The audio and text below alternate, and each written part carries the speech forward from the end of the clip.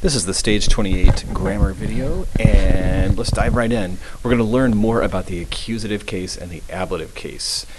So far, with the accusative case going all the way back to like stage 2, you learned that the accusative case, that's the way a noun is spelled when it is the direct object of a sentence, pretty straightforward. I took these examples from the model sentences in stage 28. So you've got Flammai kasam consubserunt, right? The flames consumed the little house. Or Polemachus was helping the Roman soldiers. So the words in bold, accusative case, em, as, os, ace, nothing to it.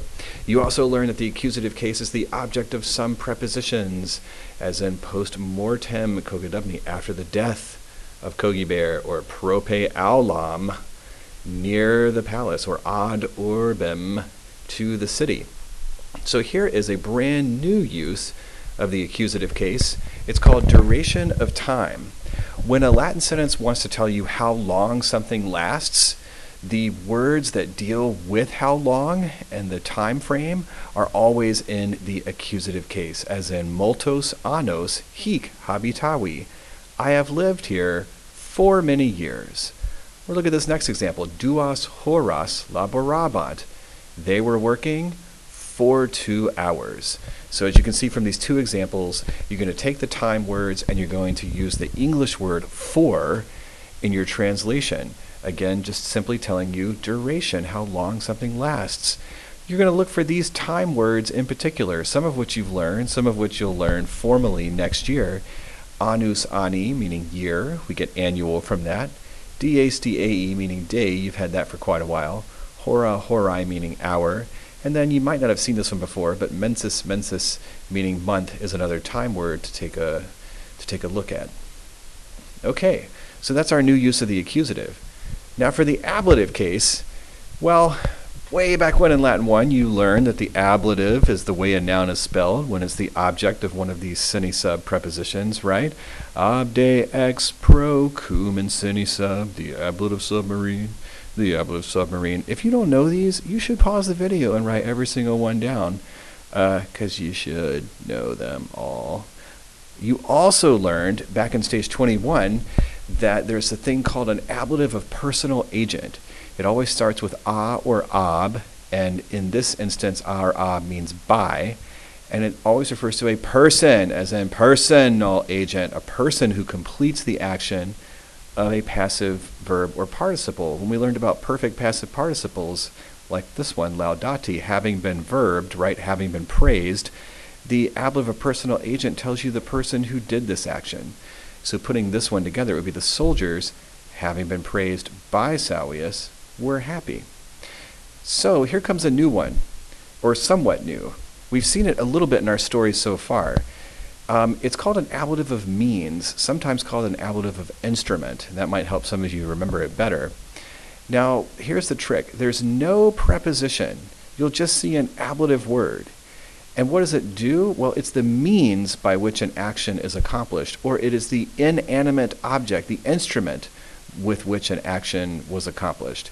So it always refers to a thing, never a person. Here are two examples. Mercator, fustibus verberatus, in fossa exanimatus iacebat. The merchant, having been beaten with clubs, was lying passed out in the ditch.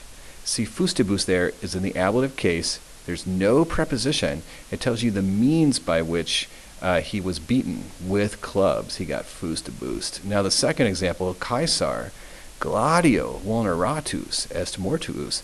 Caesar, having been wounded by a sword, you could say, or you could even say with a sword, is dead. Again, ablative of means or instrument. So you can translate it as by or by means of, or simply with. Here's another new use of the ablative. When a Latin sentence wants to tell you specifically when an action occurred, those time words, instead of being in the accusative case telling you how long something lasts, they'll be in the ablative case telling you when something lasts. There's no preposition. Here's an example. Nona hora ad aulam venit. He came to the palace nona ora at the 9th hour. Or decimo die discessit. He left on the 10th day. You'll see the same time words being used in the ablative time when as in the accusative duration of time, like annus, dies, hora, and mensis. But for ablatives of time when, sometimes you see these additional words used here, so please write them down. Tempus, meaning time, lux, meaning light, and nox, meaning night.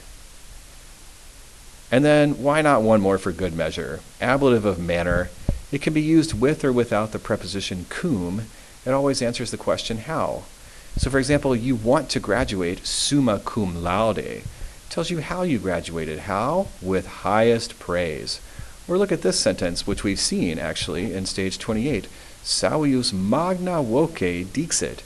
He spoke with a great voice. It tells you how he spoke. So when ablative words tell you how, that's called an ablative of manner. Whether or not it's an ablative of means or manner or whatnot, the best thing to do is to just think of your ablative song.